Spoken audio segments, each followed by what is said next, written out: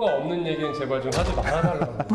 오늘 영상 할게요. 까먹었다. 근거로만 얘기하자고. 이러면 이제 박사님한테 많이 혼나죠. 잠깐 우리 다음 시간에 해요. 상대방은 소위 말해서 이제 기절. 다시. 구독, 좋아요, 알림 설정. 부탁드려요.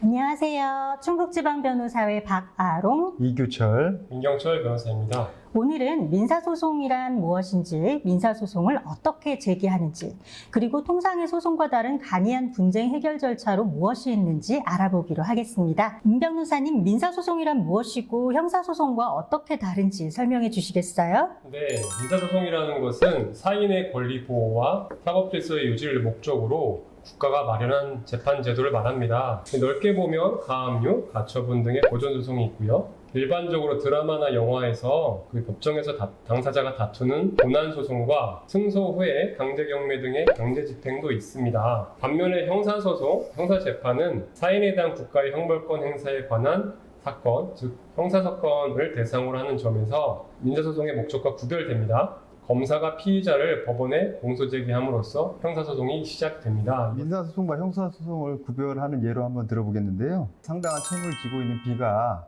그와 같은 사실을 모르고 있던 고등학교 동창인 A에게 3천만 원을 빌려달라고 하면서 원금과 이자를 한 달 후에 꼭 갚겠다고 해서 그 A가 2022년 7월 1일경에 3천만 원을 빌려준 경우라고 하면, 이런 경우에 이제 몇 달이 지나도록 그 B가 A에게 대여금을 변제하지 않았다. 그 A는 B를 상대로 사기죄로 고소하여 형사소송을 통해서 형사처벌을 받을 수 있게 할 수 있고요. 형사재판과 별개로 A는 B를 상대로 대여금을 지급하라, 이런 식으로 민사소송을 제기할 수 있습니다. 돈을 갚지 않는다고 해서 항상 사기죄가 되는 것은 아니잖아요. 이 경우에는 사기죄가 어떻게 해서 성립하게 되는 건가요? 아까 제가 말씀드린 것처럼 이미 상당한 채무를 지고 있고요. 돈을 빌려준 사람은 그런 사실을 몰랐다. 그러면 이제 돈을 빌린 사람이 그런 사실을 알려줬어야 되는데 알려주지 않았기 때문에 기망의 요소가 있다라고 해서 사기죄가 성립될 가능성이 높죠. 그렇죠. 네. 빌려주는 돈의 용도에 대해서도 속인 게 될 수 있어서 용도 사기도 될 수 있고, 혹은 채무를 많이 부담하는 경우이니까 그 지급을 할 수 있는 능력이나 지급할 의사에 대해서도 속였다고 해서 그래서 사기가 될 수 있을 것 같아요. 박아롱 변호사님, 그럼 대여금을 지급하는 소송을 어디에 어떻게 제기해야 하는지 알려줄 수 있으실까요? 네, 먼저 민사소송에서 관할이 문제될 수 있겠는데요. 어디에 소송을 제기하는지와 관련이 되겠습니다. 민사소송을 내가 원하는 어떤 법원에든 내가 정해서 그렇게 제출하면 되는 것은 아니고요. 민사소송은 피고의 주소지가 있는 법원에 제기하는 것이 원칙입니다. 만일 대한민국에 주소가 없거나 주소를 알 수 없을 때는 2차적으로 거소, 또 거소가 없거나 거소를 알 수 없을 때에는 3차적으로 마지막 주소에 따르게 됩니다. 다만 금전의 지급을 구하는 소송의 경우에는 일반적으로 금전 지급 의무 이행지가 채권자의 주소지, 그러니까 돈을 받을 사람의 주소지가 되는데요. 이때는 원고의 주소지를 관할하는 법원에 소를 제기할 수 있겠습니다. 보통 이제 저희가 민사소송법에 이제 재판적이라고 해서 보통재판적, 특별재판적이라고 해서 관할에 대해서 규정을 하고 있는데요. 관할을 위반해서 소를 제기하면 관할 위반의 소가 되기 때문에 이런 경우에는 이송 신청이라든지 그런 문제가 생겨서 네. 그 추후 이제 별도의 이송 절차를 거치기도 하고요. 만약에 이제 관할 위반이라고 하더라도 항상 이송이 되는 게 아니라, 그렇죠. 위반해서 소를 제기했지만 상대방이 애초에 소송에 대해서 응소를 하는 경우에는 일명 이제 응소관할, 변론 관할이라고 해서 관할이 없지만 소송이 그대로 진행되는 경우도 있습니다. 가사 사건 같은 경우는 전속 관할이어서 이런 전속 관할로 아예 그 특정한 법원에서만 할 수 있도록 정해져 있는 경우에는 응소 관할이 성립될 수 없는데요. 그렇지 않은 일반적인 소송 같은 경우에는 이제 잘못해도 피고가 그냥 그곳에서 하겠다라고 응소를 하게 되면 잘못 제기한 법원에서 그냥 계속 진행이 될 수 있는 거죠. 전속 관할 외에도 그 양 당사자가 미리 약정에 의해서 관할을 정하는 게 있어요. 그런 게 이제 합의 관할이라고 하는데, 예를 들면 사업차 이제 서로 약정을 했는데 그 상대방은 서울에 있고 저는 이제 부산에 있다고 치면 두 사람이 합의하에 그 중간인 청주지방법원을 관할하자 이런 식으로 정하면 그게 이제 합의 관할이 되는 거고, 서울에 있는 사람과 부산에 있는 사람이 서로 분쟁이 됐다고 하면 이런 경우에는 소를 청주지방법원에 제기하는 것입니다. 계약서에 왜 우리 위임 계약서에도 마지막에 네, 있죠. 분쟁이 맞아요. 생기면 네. 청주에서 재판한다고. 그렇죠. 예, 그것도 합의 관할이 되겠습니다. 다음은 이제 우리가 소송을 제기할 곳을 알아봤으니까요. 그 소송을 어떻게 제기하는지 그 방법에 대해서 알아보도록 하겠습니다.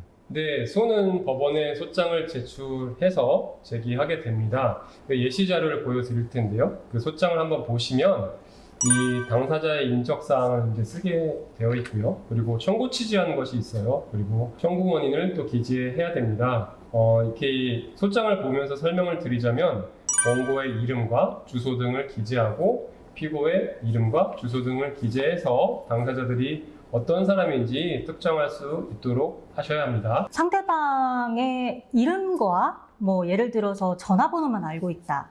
난 주소도 모르고 주민번호도 모르는데 소를 제기할 수 없는 것이 아닌가 궁금해하실 수 있는데요. 사실 전화번호 정도 있으면 웬만한 분들은 다 찾을 수 있어요. 왜냐하면 소를 일단 주소 불명으로 해서 제기해놓고 그분의 전화번호가 가입된, 그러니까 여러 통신사가 있잖아요. 통신사를 통해서 사실 조회를 하고 그러면은 가입자 주소를 주거든요. 그러면 그 주소로 다시 피고를 특정하면 되겠습니다. 특히 이제 상가자 소송에서. 그렇죠. 예.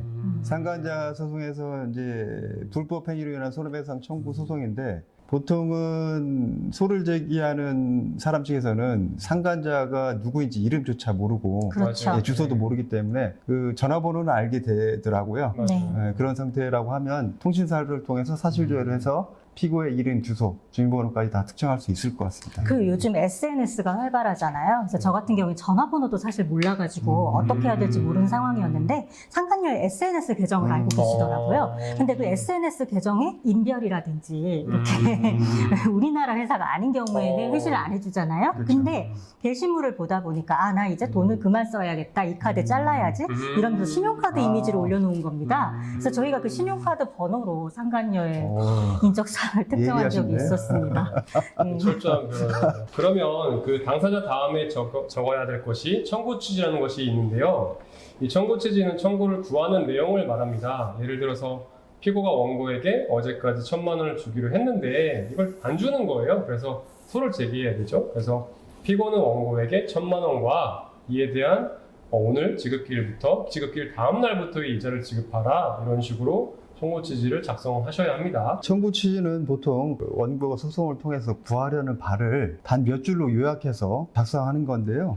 그 통상 거의 정형화되어 있고요. 보통 이제 재판부나 상대방 당사자가 명확하게 소송을 진행하기 위해서 단순 명확하게 기재를 해야 합니다. 청구 취지가 명확하지 않은 경우에는 보통은 이제 재판부에서 특히 이제 원고가 구하려고 하는 것이 이런 것이죠. 이런 식으로 이제 묻고 그게 맞다고 하면 변론조서에 그 사항을 대해서 다시 정리해서 요약 정리하기도 합니다. 그렇기 때문에 소송 대리인인 변호사가 소송을 수행하는 경우뿐만 아니라 일반인들이 소송 수행하는 경우에 청구 취지가 좀 잘못됐다라고 재판부에서 지적을 하면, 그리고 또 재판부에서 이런 식으로 수정해라 이렇게 하면 그에 맞게 수정하면 될 것입니다. 소송을 수행하다 보면 재판부에서 하는 말, 이런 말들을 특히 이제 귀 담아서 잘 정리를 해야 됩니다. 네, 그럼 그 다음으로 또 뭘 기재해야 될까요?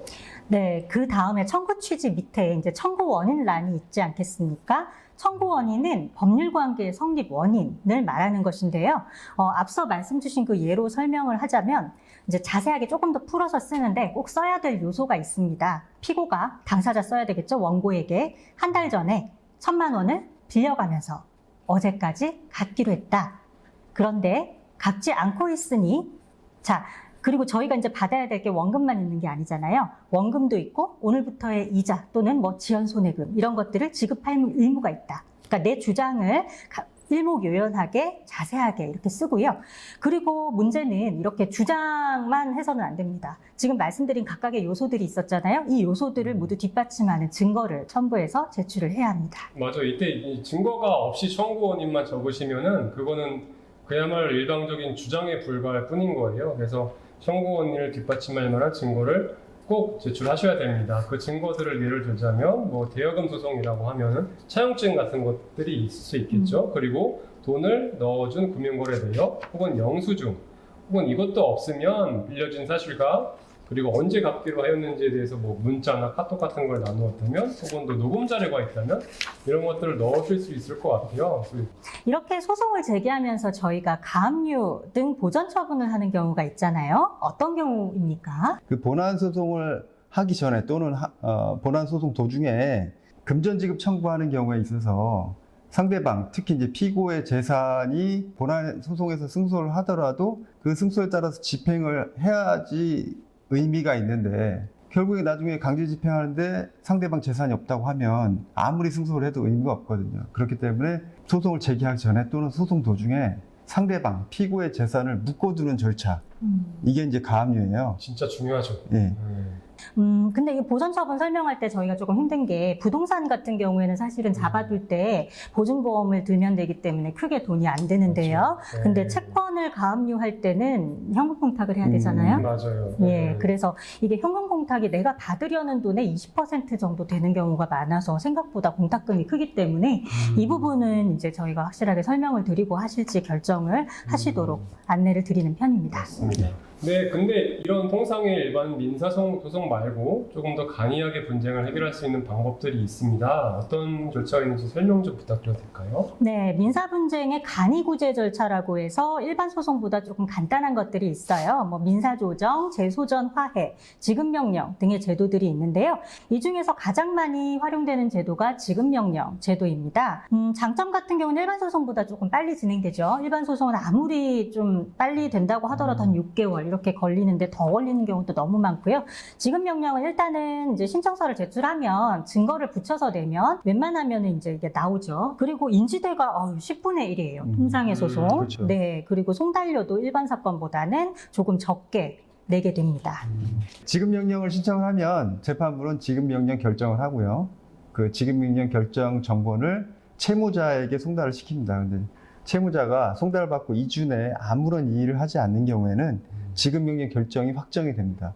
이런 경우에는 일반 재판의 판결문과 동일한 효력이 있기 때문에 이런 경우에는 그 지급명령 결정 정보를 가지고 강제 집행을 할 수가 있습니다. 이게 확정된 지급명령을 되돌리는 맞아요. 방법 딱 하나 있죠. 청구 이의소. 예, 그렇죠. 네. 청구 이의소가 있죠.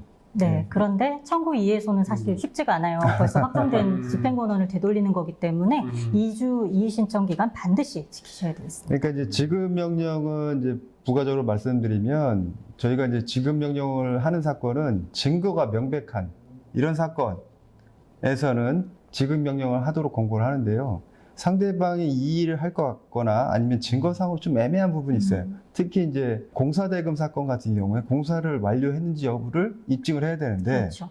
그게 입증이 안 된 상태에서 소송을 하는 경우도 있어요. 그런 상태에서 지급명령을 신청했는데 채무자가 이의를 하지 않아서 확정된 경우에 나중에 이런 경우에 이제 그 강제 집행을 하는데요. 그러면 상대방은 채권자인 공사업자가 완료를 다 안 했다, 공사를 다 완료하지 않았다 이렇게 하면서 청구의 이의소를 제기하기도 합니다.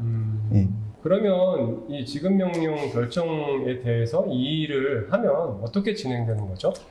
간단히 말씀드리면 일반 소송 절차로 넘어간다고 생각하시면 되는데요. 나는 이제 제대로 해야겠다 이런 생각이 드시면 송달료 인지대를 추가로 납부하시고 일반 민사소송처럼 진행을 하시면 되겠습니다. 다음으로 이제 간이한 구제 절차로 민사조정이 있는데요. 그 민사조정은 신청인이 조정신청서를 제출하고 조정기일에 당사자 쌍방이 조정 사항에 관해서 서로 합의하면 그 합의된 사항이 조정조서에 기재되고 그 조정조서는 확정된 판결과 동일한 효력이 있습니다. 이런 경우에는 그 확정된 조정조서를 가지고 나중에 그 강제 집행을 할 수가 있게 되는 거죠. 간이한 제도로 재소전 화해라는 제도가 있습니다. 통상 특정 분야인 임대차 계약에서 임대인과 임차인이 미리 화해 조항으로 약정을 해서 법원으로부터 확정 판결과 동일한 효력을 갖게 하는 것을 말합니다.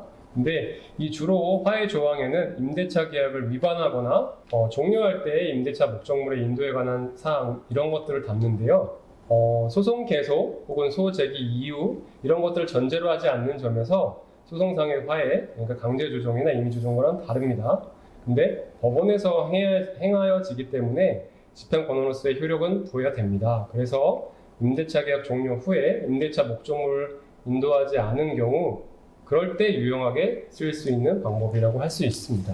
근데 이제 이게 재소전 화해도 사실은 임대인과 임차인이 서로 이제 합의한 경우에 재소전 화해가 되는 거고, 서로 합의가 안 되면 재소전 화해는 될 수가 없죠. 민경철 변호사님이 말씀하신 것처럼 이 임대차 계약에 관해서 이제 특화됐는데요. 통상에 우리가 임대차 계약이 종료된 이후에 임차인이 악의로 임대차 목적물을 반환하지 않는 경우가 많아요. 이런 경우에는 임대인 같은 경우에는 그러면은 나중에 임대차 계약이 종료됨으로 인해서 임대차 목적물 반환 소송을 해야 되는데, 이 반환 소송이 통상 간단하게 끝날 수도 있지만 보통은 1년이 넘게 가더라고요. 네, 임대인은 보증금 다 까먹고. 보증금 다 까먹고 나중에 임대차 목적물에서 임류 상당의 이익을 창출해야 되는데, 그 상대방은 소위 말해서 이제 개털되는 경우에 그러니까 임료를 받지 예. 못하고 제발 나가만 주세요. 예, 그렇죠. 이렇게. 혹시나 그런 경우를 대비해서 미리 임차인과 임대인이 문제가 발생하기 전에 미리 이제 약정을 하는 거죠. 이게 이제 계약하기 전에 하는 게 또 의미가 있고, 그래서 가능한 게 계약 관계에 얽히게 되면 서로 감정 상하거나 이런 일들이 많아가지고 이미 일이 벌어진 다음에 해결하려면 안 되더라고요. 그래서 애초에 서로가 호의적일 때 이런 걸 받아놓으면 추후에 아주 깔끔하게 그렇죠. 해결할 수 있을 것 같아요. 오늘은 민사소송이란 무엇인지, 민사소송을 어떻게 제기할 수 있는지, 통상의 민사소송보다 간이한 절차로 어떤 것들이 있는지 알아보았습니다. 오늘 영상이 여러분들에게 유익하셨다면 구독, 좋아요, 알림 설정 부탁드려요. 자, 됐다.